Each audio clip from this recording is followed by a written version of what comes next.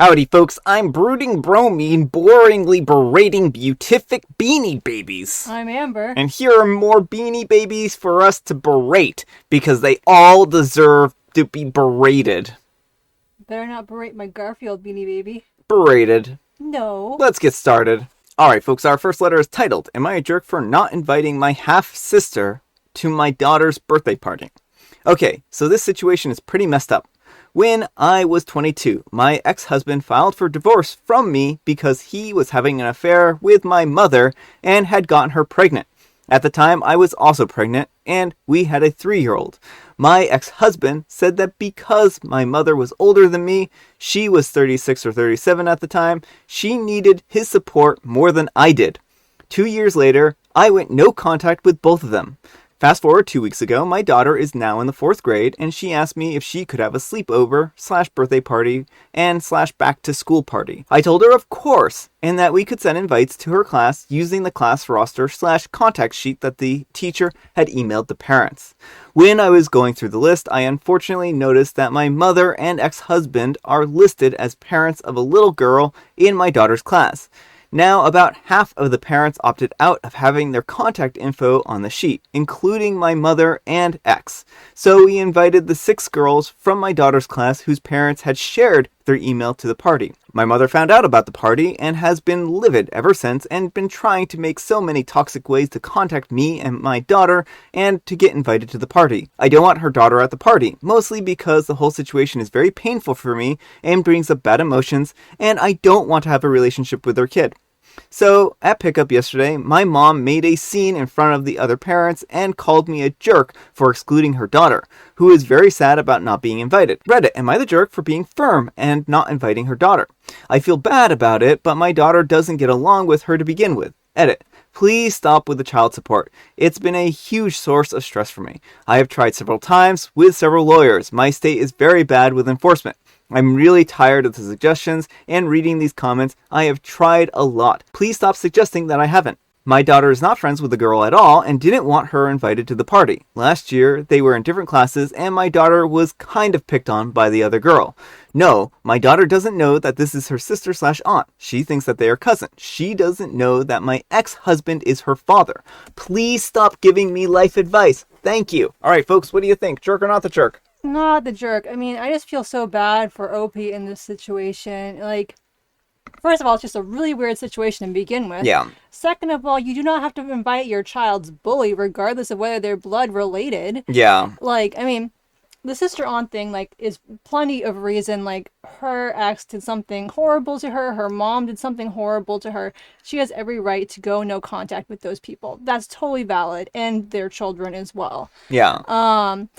And then, but then to top it off, that the daughter's even a bully and not wanted there. It wasn't like OP's daughter came crying and begging OP to let this little girl come to her birthday party. Yeah. It's just, you can ignore your mom. I'm sorry she's causing scenes. Maybe talk to the school. They might be able to have someone available at drop-off to make sure that she doesn't, like, create another scene. Yeah, this is a messy situation. I feel bad for poor OP here. OP, I don't think that they're in the wrong at all. I think that this is one of those situations where the mother was going to find a reason eventually to basically try to drag you into the mud, and I think that's all she's trying to do here. OP, you're not in the wrong. This is not a situation where, I mean, you didn't even have her contact information to invite her to the party to begin with, right? Well, maybe you do, but you didn't want to anyways, right?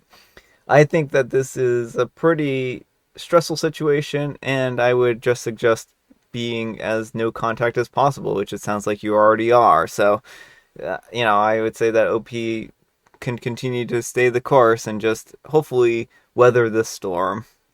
I don't know if the school can do anything about it, but hopefully the school can do something about it, especially if the other girl is picking on OP's daughter, so. Yeah, well, like, sometimes they'll have, like, teachers or, like, a security person or something available for, like, drop-off stuff. I imagine if a parent is harassing other parents on school property, Yeah. they probably could have someone there to keep an eye on things. Yeah.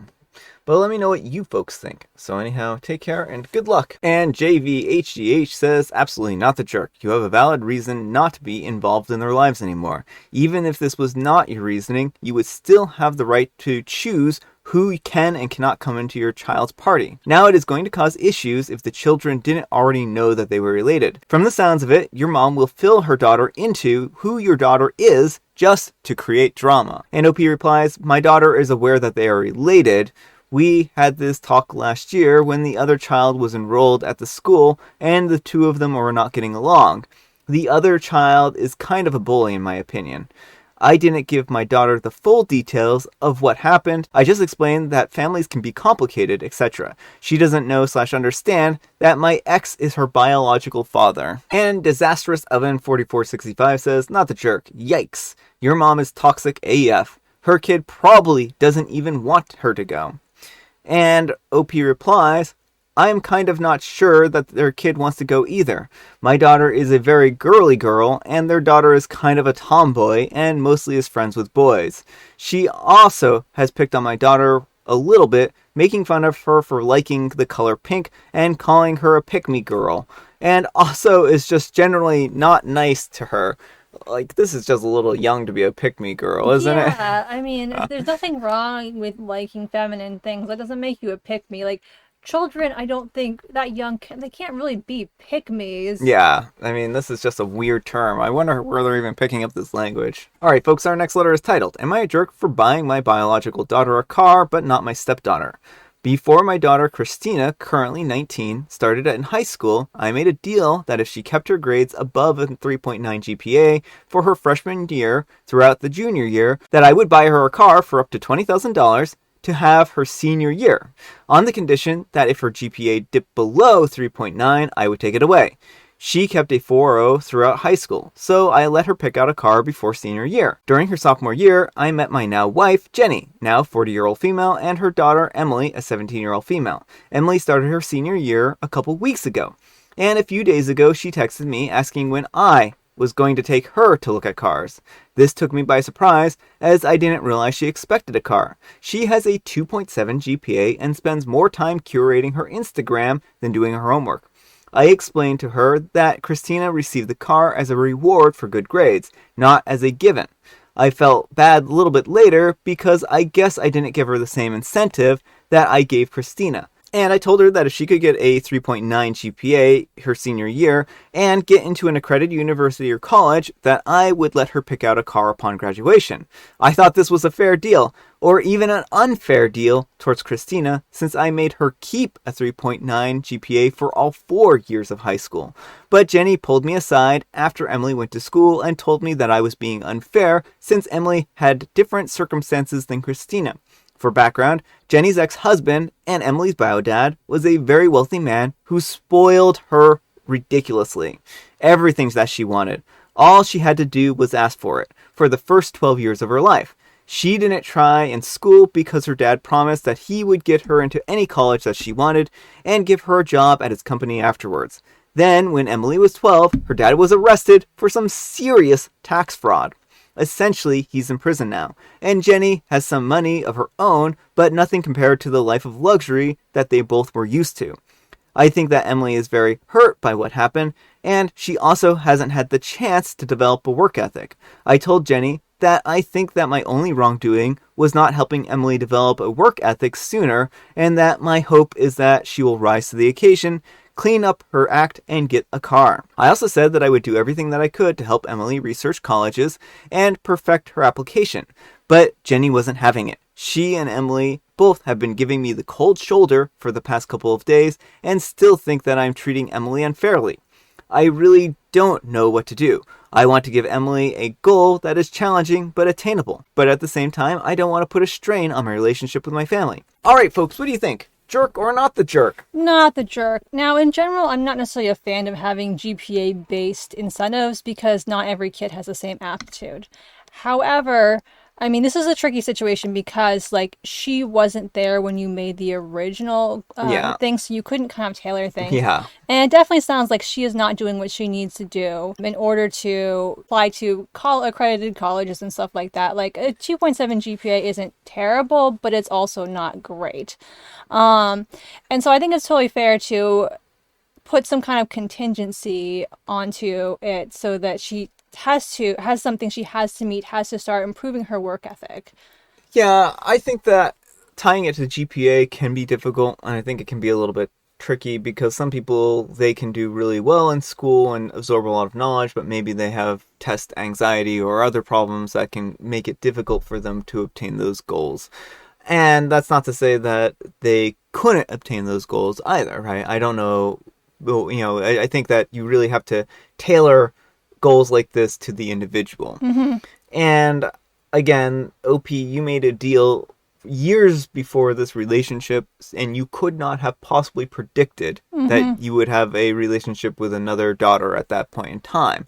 And that is just a reality. Sometimes life isn't fair, and you're certainly trying to do as much as possible to make it more equitable for the person who wasn't involved in the original deal.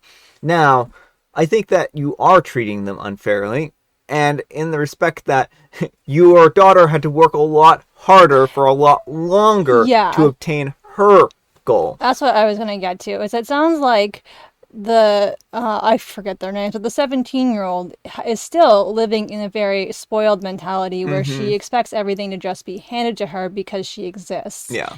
And that's not a good mentality. That's not a good, attitude to go into the world with. And I think it's totally reasonable to want her to step up her game. Yeah. And I do. I think that she's not going to be handed everything in life. She's not in that situation anymore. And she's going to have to face the reality that many of us already do, that life is tough and that you have to work hard at it. Yeah, like my parents weren't like, oh, Amber, I mean, I can't drive anyway, but if I had gotten my license, they weren't going to be like, oh, Amber, have a $20,000 car, because that was not within their means. No. Didn't matter what my GPA was. Yeah, most people's means are not a $20,000 car. And I think that that's just the reality of the situation. She's looking a gift horse in the mouth at this point in time. And maybe you two all can sit down and have some kind of negotiation about what is a fair goal. And I think where OP may have gone wrong the most was potentially making a unilateral decision about what the fair goals for the daughter is, as opposed to consulting her mother and trying to work out some kind of thing that was fair. Yeah, I mean, it's tricky in a blended house like this, because OP made the original deal with his daughter, and so it's, it sounds like there wasn't a second person to Mm-hmm. make that with. And I'm just very worried about the mom in this case. It doesn't seem like she takes any accountability for her daughter's behavior. Like, Yeah. she should want her daughter to snap out of this and work hard. And Yeah. so Yeah. that's my concern, because it sounds like her goalpost is just, well, she gets a car because she exists. Yeah, it does sound a bit like that. So I don't blame OP at all for not caving here. I don't think that OP you need to. I think that you made a very reasonable goal. But let me know what you folks think. So anyhow, take care and good luck. And JSCT Mav says, not to jerk, you are amazingly generous to make this offer to Emily, a person who you only have known for a short time. The conditions are absolutely fair and reasonable by any measure. No one is owed a car. Jenny is way off base here and being a jerk for demanding this. She is undermining her own argument. Her solution to Emily not having developed a work ethic is to give her a car instead of developing a good work ethic? No. Full stop. I just keep the offer on the table as take it or leave it. If Jenny is more focused on spoiling her daughter and trying to make you the bad guy here, you should take a very good hard look at your relationship with her. She looks very bad in this light. And I actually think that was really well said. Yeah, I mean, my only concern, and I'm not saying Opie should change anything at this point, is that if she hasn't been paying attention in school all along, achieving a 3.9 GPA for this year may not be possible because she may not have the requisite knowledge. Yeah. But yeah, I definitely think she needs to step up her game and start doing a lot more effort. Mm-hmm. And 8-inch Salvador says, take it or leave it. This is one good offer. And the wife and stepdaughter are acting entitled. OP, not the jerk. If the stepdaughter doesn't like the offer, too bad. Tell her to just get over it and deal with it. And Reddit DK2 says, not jerk. Your biological daughter was rewarded for her hard work. Your stepdaughter wants the reward without the work. Your daughter will resent you if you give in on this. Your stepdaughter will resent you without cause if you don't. Do the right thing. And Gin and Tonic with Dog says, at the very most, do a 27/4 and then multiply that by $20,000. Life's lesson, the more you work, the better the car you drive. Maybe. Yeah, I still feel like that's really unfair to the bio daughter. All right, folks, it is tea time. Grab your beverages of choice. I've got a beverage of choice right here. Amber's got a joke, so I'm told. At least that's what the legend foretold. A monster was having dinner in a restaurant. When he finished, the waitress asked, "Did you enjoy the blue plate special?"